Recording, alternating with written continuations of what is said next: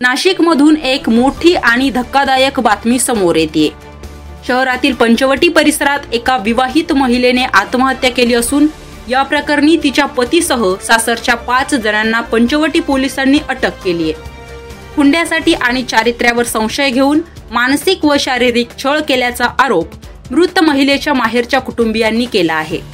या घटनेनंतर मृत महिलेच्या माहेरच्या नातेवाईकांनी पंचवटी पोलीस ठाण्यात गर्दी करत आरोपींवर कठोर कारवाई करण्याची आणि आपल्या मुलीला न्याय मिळवून देण्याची मागणी केली आहे। काल पंचवटी येथील नेहा पवार या विवाहित महिलेने विषारी औषध प्राशन करून आत्महत्या केली। खासगी रुग्णालयात उपचार सुरू असताना तिचा मृत्यू झाला।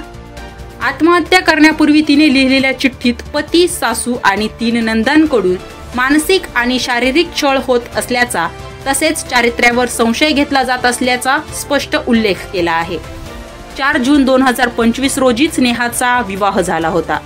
नेहाच्या कुटुंबियांनी दिलेल्या फिर्यादीनुसार सासरच्यांकडून सतत पैशांचा तगादा लावला जात होता आणि आजारी असतानाही तिच्यावर उपचार केले जात नव्हते।